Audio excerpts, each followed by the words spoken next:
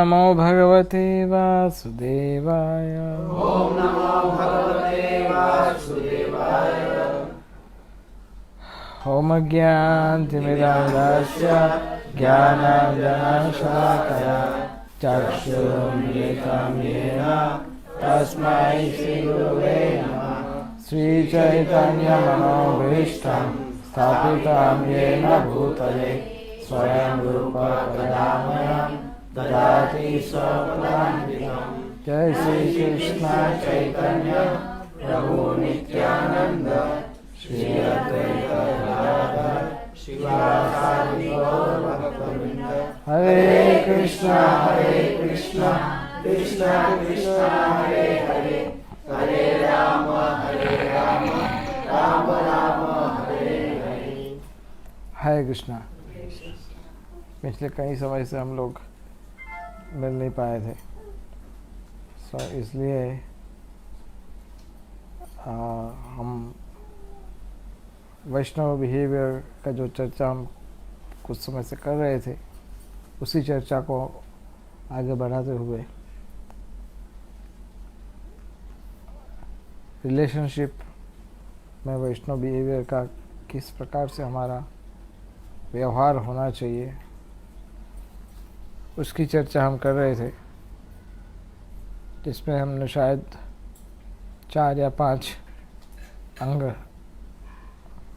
लिए थे। छठा अंग है, या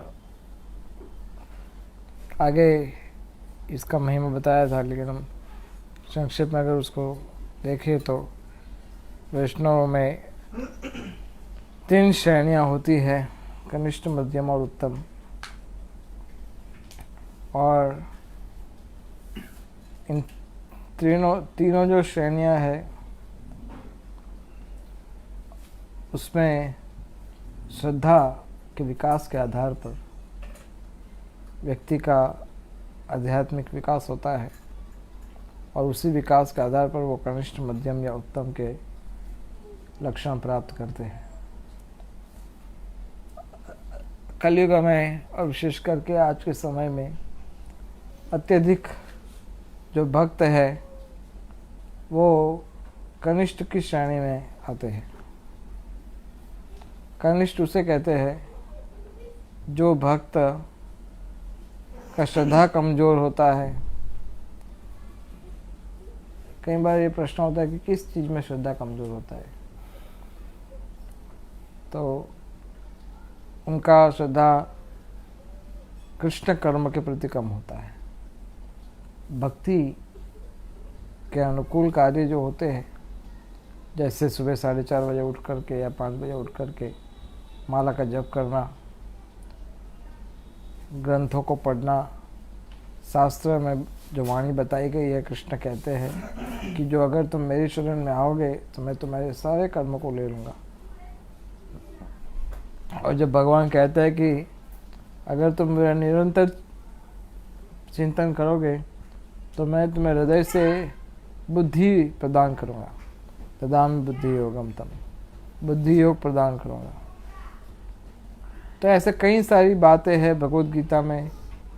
इन सब पर श्रद्धा होना, आध्यात्मिक गुरु के आदेशों के प्रति श्रद्धा होना। कई बार गुरु आदेश देते हैं, लेकिन उस आदेश में आपको आपका भविष्य नहीं दिखता, आपको वर्तमान ही दिखता है। लेकिन गुरु के आदेश का पालन भविष्य का निर्माण करता है, इसलिए उसको अक्षरशः बिना बदले पूरी तरह से पालन करना चाहिए। तो इसमें श्रद्धा होनी चाहिए। तो ये सारी श्रद्धाएं जो है, उसका कमजोर होना ये कनिष्ठ का लक्षण है। भौतिकवादी लोगों के प्रति दया नहीं करना ये कनिष्ठ का लक्षण है। किसी वैष्णव को आदर नहीं देना यह कनिष्ठ का लक्षण है। भक्तों का निंदा करना ये कनिष्ठ का लक्षण है। द्वेष या ईर्ष्या से प्रभावित होना ये कनिष्ठ का लक्षण है। इसलिए अधिकतर लोग कलयुग में, विशेष करके आज के समय में, कनिष्ठ की श्रेणी में आते हैं। लेकिन एक भक्त का उद्देश्य होना चाहिए कि आज अगर वो कनिष्ठ की श्रेणी में है तो उसको कल मध्यम की और उसके बाद उत्तम श्रेणी के वैष्णव बनने का प्रयास करना चाहिए। उत्तम श्रेणी का वैष्णव बनना एक बहुत बड़ा चैलेंज एक रूप से है। चैलेंज का अर्थ इसलिए हम कह रहे हैं इसको क्योंकि उसमें शास्त्र का पूरा ज्ञान होता है। एक क्षण के लिए भी कृष्ण को भूलते नहीं है। एक भी समय भगवान के सेवा से अलग नहीं होता है और उनको कृष्ण के सेवाओं में, कृष्ण के उपदेशों में पूर्ण श्रद्धा होता है। तो ऐसे उत्तम भक्त बनने का प्रयास करना चाहिए हमें। अगर हम प्रयास करेंगे तो शायद एक दिन सफलता मिल सकती है, लेकिन अगर हम प्रयास ही नहीं करते, अधिकतर समस्या भक्तों में ये पाई जाती है कि वो आगे बढ़ने के लिए प्रयास ही नहीं करते। क्योंकि प्रयास करने वाले भक्तों को सहायता भगवान करते हैं, लेकिन प्रयास ही नहीं करते जो भक्त और आलसी के रूप में पड़े रहते हैं, उसको भगवान किस तरह से सहायता करें। अधिकतर हमारा समय चला जाता है इस शरीर के कार्यों के प्रति। हमारे शरीर में जितनी जो मुख्य इंद्रियां हैं, 5 इंद्रियां, ये 5 इंद्रियां निरंतर हमें कुछ ना कुछ डिमांड करती है। जीवा कहती है भोजन, लेकिन कौन सा भोजन चाहिए?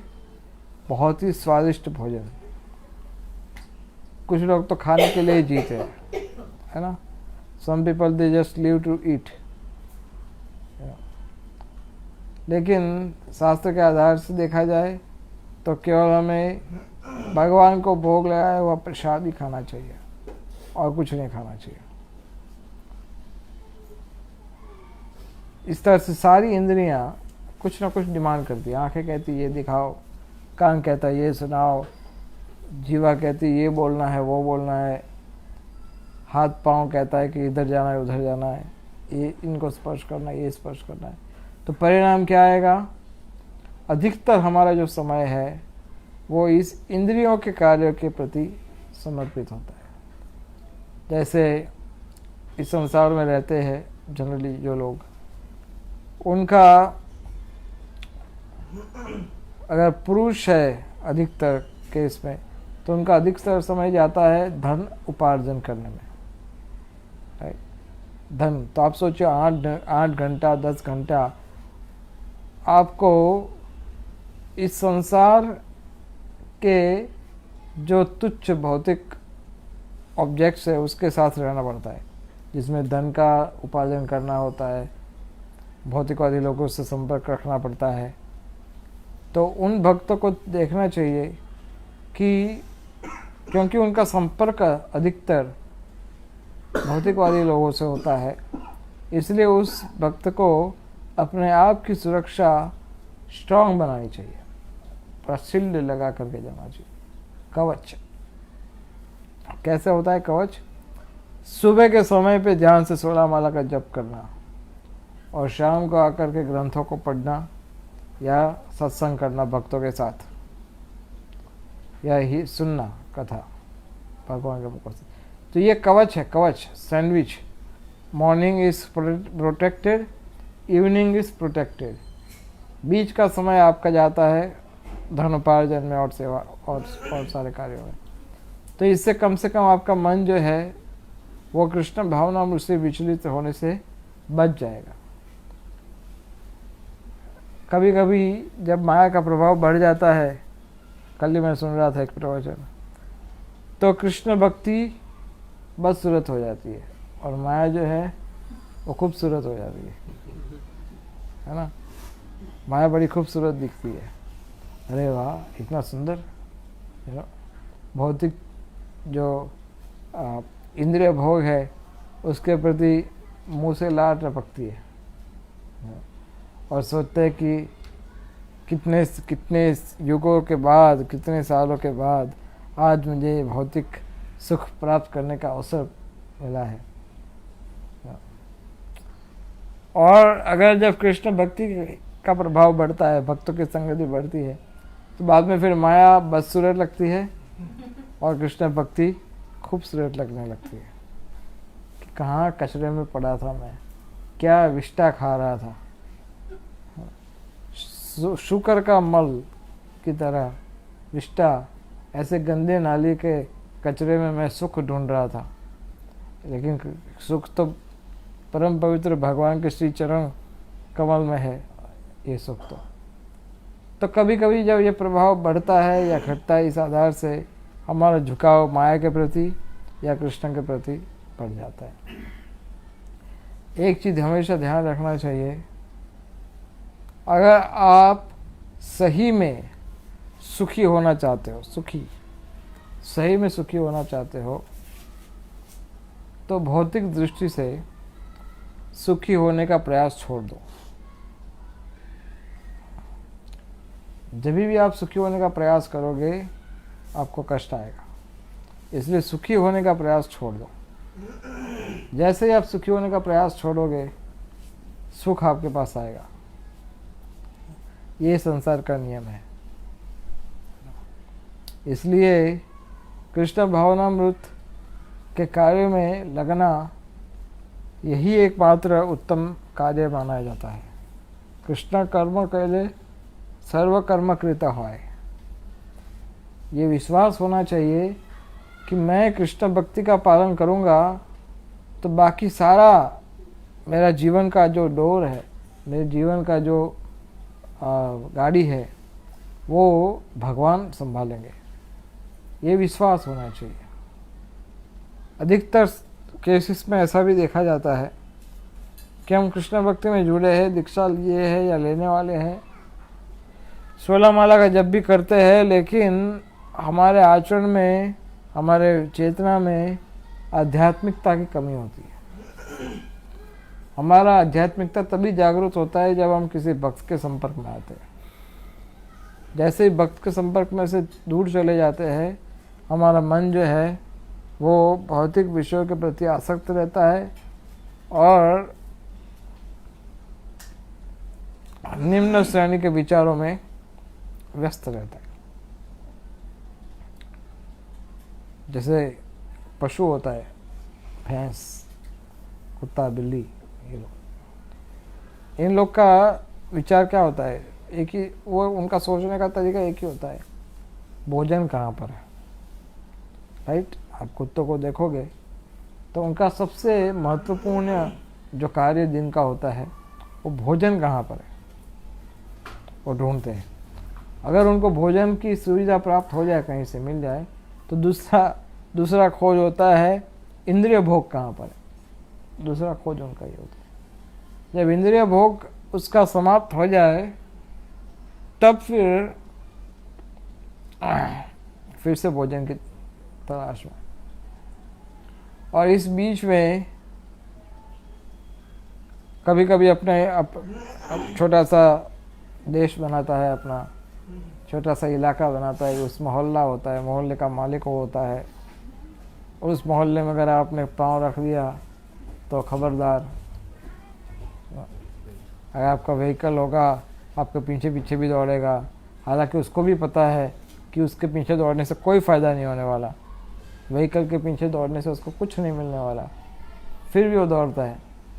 तो इस प्रकार की मनोस्थिति अधिकतर मनुष्य में पाई जाती है। यहाँ तक कि वैष्णव सेवा में जुड़ने के बाद भी ये चीज़ पाई जाती है। 16 माला तो करते हम, लेकिन मन जो होता है वो लगा रहता है इन विषयों के प्रति। कुछ दिन पहले मैं सुन रहा था, जब भक्त लोग 16 माला जप करते हैं तो प्रयास ये होना चाहिए कि 16वीं माला जब पूरी हो तो ऐसा नहीं कि हरे कृष्ण राम राम 3 बचाए बस, हरे कृष्ण हरे राम हरे राम राम, बस ओनली वन, हरे कृष्ण जय श्री कृष्ण चैतन्य प्रभु नित्यानंद। 16 फिनिश, आज का कोटा खत्म। अच्छा ये है कि 16 माला समाप्त होने के पश्चात कुछ मिनट तक आप आंखें बंद करके या ध्यान करके भगवान से प्रार्थना कीजिए कि मैंने पूरा प्रयास किया था मन से ध्यान से जप करने का, लेकिन मैं कमज़ोर हूँ, इसलिए मुझ में इतना बल नहीं है कि मैं मन को आपके चरणों में स्थिर करके 16 माला का जप कर पाऊँ। इसलिए जो भी त्रुटि हुई है वो उनको क्षमा करके इस आज की ये 16 माला को आप कृपा करके स्वीकार कर लीजिए। मैं और अधिक प्रयास करूँगा कि मेरा जप हो वो आज की तुलना में बेहतर हो। कल मैं और अधिक प्रयास करूँगा। ये तो छोटा सा प्रार्थना है, ऐसे तो कहीं एक पूरा हम एक सेशन बीच में हमने सोचा था लेने का चैंटिंग के रिलेटेड, लेकिन इस तरह से हमें माला का जप करने के पश्चात कुछ प्रार्थना भगवान के चरणों में, गुरु के चरणों में करके फिर हमारे रूटीन कार्यों में लगना चाहिए, क्योंकि संबंध स्थापित नहीं होगा भगवान के साथ हमारा। आप प्रार्थना करोगे तो भगवान आपकी बात सुनेंगे। आप भगवान से केवल दूर का संबंध रखना चाहोगे,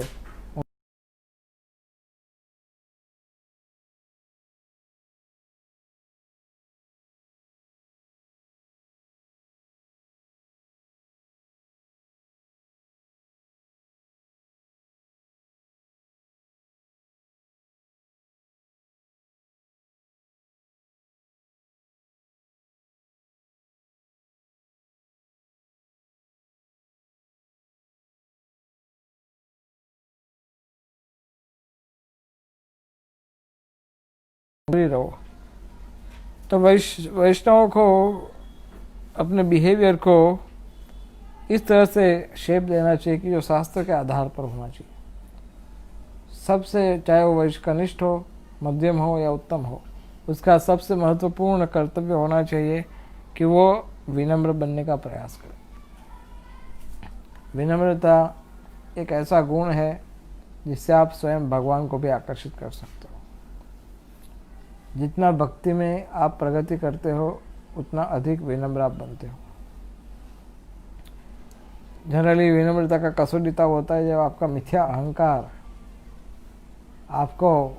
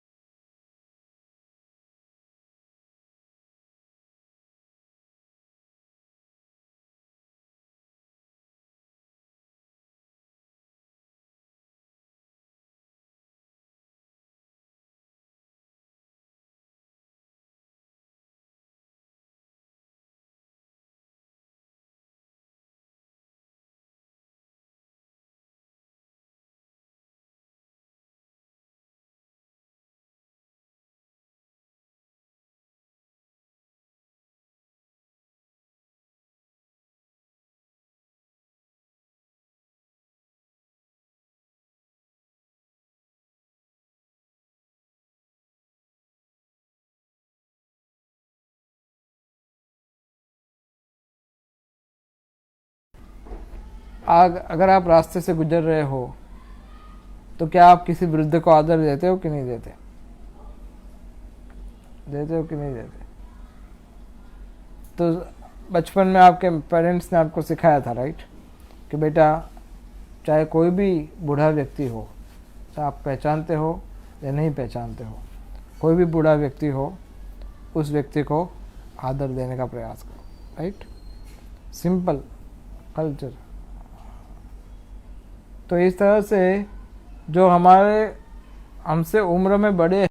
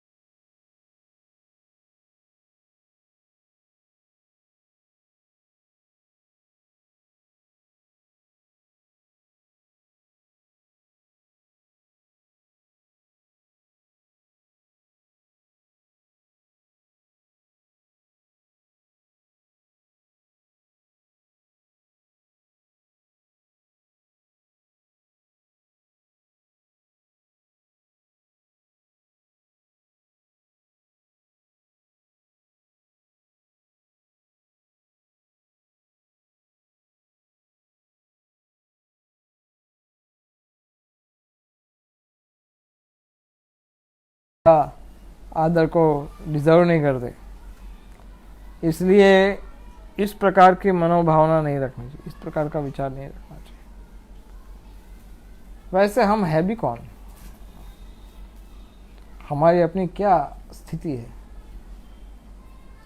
कुछ नहीं है। क्या एक बद्ध व्यक्ति जो काम, क्रोध, लोभ, मोह, मद मत्सर्य के प्रभावित है, जो कृष्ण को भूल चुका है, उसका वैल्यू क्या? वो किस मुंह से अपने आप को बड़ा समझ सकता है? उसके मन में अहंकार का क्या आधार?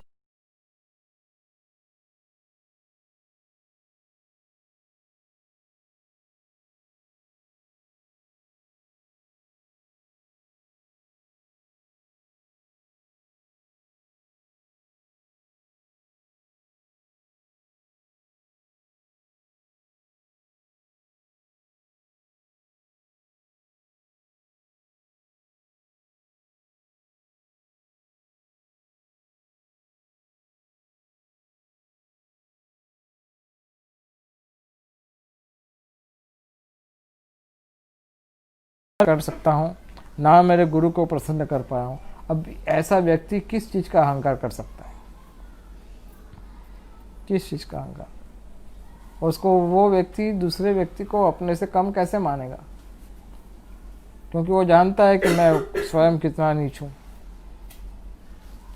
इसलिए वैष्णव का ये लक्षण होना चाहिए कि वो अधिक से अधिक विनम्र होना चाहिए।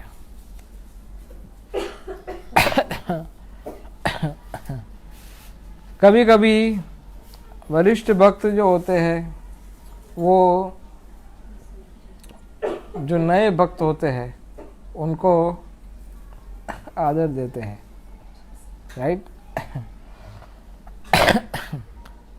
कई बार ऐसा देखा जाता है, विनम्रता के कारण वरिष्ठ भक्त नए भक्तों को आदर देते हैं।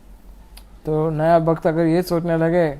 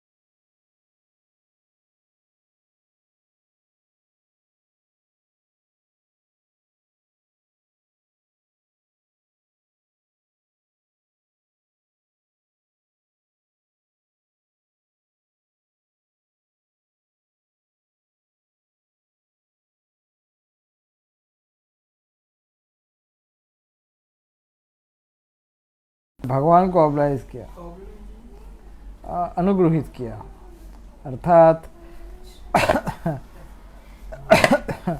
मंदिर को मुझे आभार प्रस्तुत करना चाहिए, मैंने उनके लिए एक कार्य किया है। वैष्णव को मैंने उपकार किया, उपकार, वैष्णव पर उपकार किया है मैंने, मंदिर पर उपकार किया है, भगवान पर उपकार किया, ऐसा सोचते। आप कहें नहीं नहीं प्रभु जी हम तो ऐसा नहीं सोचते, हम तो ऐसा नहीं सोचते।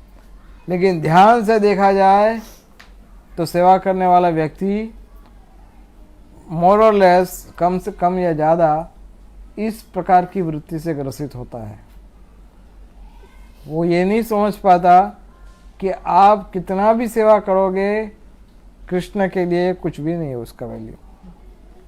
आप कितना भी सेवा करोगे, मन से करो, धन से करो, वचन से करो, कैसे भी करो, गुरु को हम कुछ नहीं दे रहे। और कई बार हम सोचते हैं कि इस्कॉन संस्था को हम इतना मन से, धन से, अलग अलग प्रकार से सेवा दे रहे। अरे इस्कॉन संस्था के कारण आपको सेवा मिल रहा है, नहीं तो आपको सेवा भी नहीं मिलता। आप ये संस्था का आभार प्रस्तुत करना चाहिए, उनके संचालकों का आभार प्रस्तुत करना चाहिए भगवान का आभार प्रस्तुत करना चाहिए। इसलिए कभी मन में ये भाव आता है क्या कि हे कृष्णा, आप कितने दयालु हो, आप मुझे सेवा का अवसर दे रहे हो। हे गुरु महाराज, आप कितने दयालु हो, आप मुझे सेवा का अवसर दे रहे हो। हे वैष्णव भक्त लोग, आप इतने दयालु हो कि आप मुझे सेवा का अवसर दे रहे हो। तो इस भावना से हमें रहना चाहिए। But a junior should never think that he deserves the respect from all senior Vaishnavas. On the other hand, when a senior Vaishnava offers him respect, the junior Vaishnava should feel extremely embarrassed and repeatedly pray to Krishna that he receives that respect. जब कभी वरिष्ठ भक्त आपको आदर दे तो आपको लज्जित होना चाहिए, आपको शर्मिंदा होना चाहिए और भगवान से प्रार्थना करनी चाहिए कि ये जो भी आदर मुझे दे रहे हैं वो आदर आप प्राप्त करो, मैं इसके योग्य नहीं हूँ। तो ये भावना से अगर हम कार्य करेंगे तो परिणाम आएगा कि हम ये नहीं भूलेंगे कि मैं घास के तिनके से भी अधिक तुच्छ हूँ। I must be insignificant. एक व्यक्ति ने गुरु जी को प्रश्न पूछा था कि मैं अपने आप को घास के तिनके से भी इतना दबी से नीचे, घास के तिनके से भी अधिक तुच्छ कैसे समझूं, ऐसा प्रश्न पूछा था गुरु जी को। तो गुरु जी ने उनको उत्तर दिया, इसमें समझने की कोई आवश्यकता नहीं है। तुम घास के तिनके से अधिक तुच्छ हो, इसमें समझने का कोई आवश्यकता नहीं है, तुम हो ही।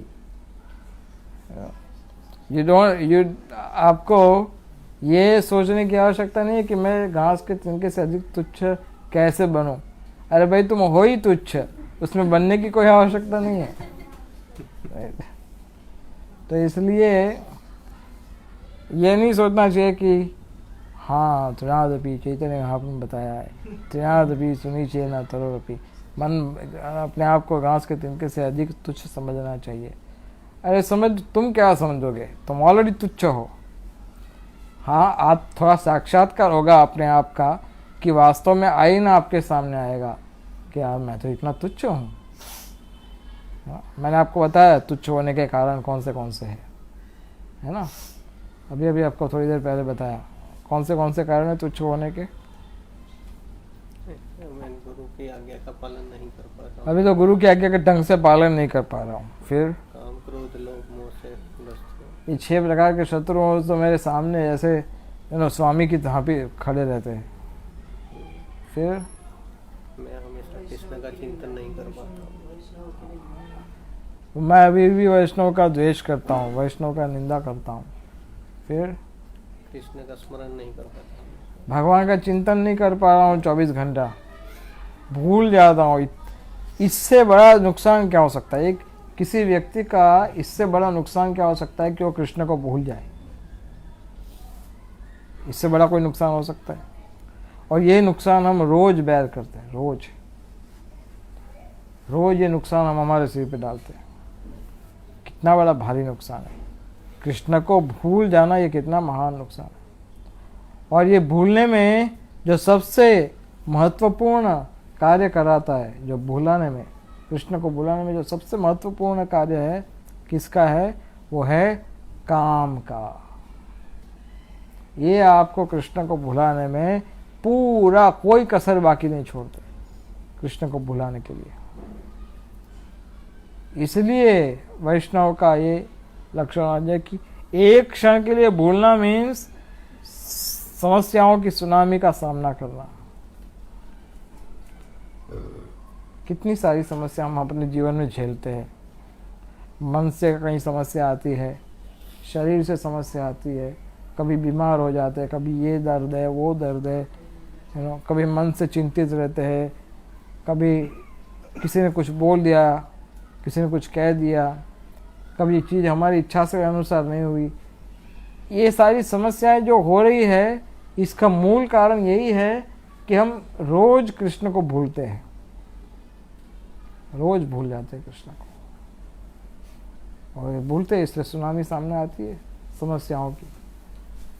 फिर जाते हैं भगवान के पास, गुरु जी के पास जाके कहते हैं गुरु जी 5 मिनट टाइम दीजिए मिलने के लिए, 2 मिनट टाइम दीजिए मिलने के लिए। गुरु जी बोलते हैं हाँ बोलो क्या बात है। गुरु जी क्या करूँ, मेरा मन बड़ा चिंतित रहता है, मुझे ये समस्या है, मुझे वो समस्या है। गुरु जी के पास एकदम सिंपल सॉल्यूशन पहले से आपको दिया है, डोंट फॉरगेट कृष्ण, पहले से ही बताया है सॉल्यूशन। लेकिन फिर भी गुरु के पास जाके ये पूछते हैं, तो फिर गुरु आपको दूसरा कोई उपाय बताता है, वही उपाय कि जो अंत में आपको कृष्ण का ही चिंतन कराए, लेकिन दूसरे ढंग से। तो इसलिए कृष्ण को कभी भूलना नहीं चाहिए और इस तरह से अपने आप को त्रिनादपि श्लोक को समर्पित करने का प्रयास करना चाहिए। सो 4 है वो मैं पढ़ लेता हूँ केवल। Transgression of Vaishnava etiquettes will undoubtedly destroy one spiritual life. Vaishnava आचार विचार का उल्लंघन जो करता है उस व्यक्ति का आध्यात्मिक जीवन सर्वथा नष्ट हो जाता है। जो वैष्णव के द्वारा बताए गए मार्गदर्शन है उसका पालन नहीं करता, उसका नष्ट हो जाता है। जब 2 वरिष्ठ भक्तों के बीच में किसी प्रकार का डिसएग्रीमेंट होता हो तो किसी भी एक वैष्णव का साइड नहीं लेनी चाहिए। हमारे कुछ भक्त होते हैं वो ओवर स्मार्ट बनने का प्रयास करते हैं।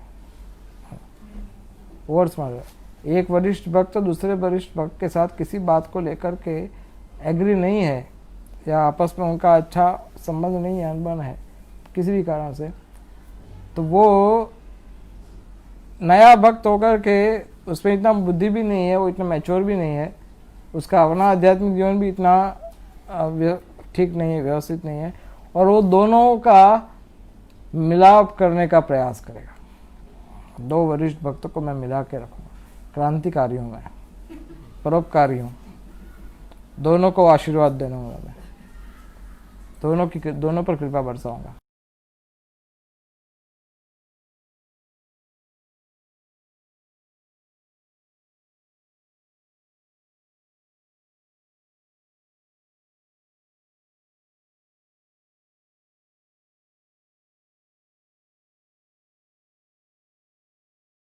वरिष्ठ भक्तों के आपस में किसी चीज़ का कोई अगर डिसएग्रीमेंट है, उसमें आपका सबसे उत्तम कर्तव्य है कि दोनों को अपने स्थान पे छोड़ दो।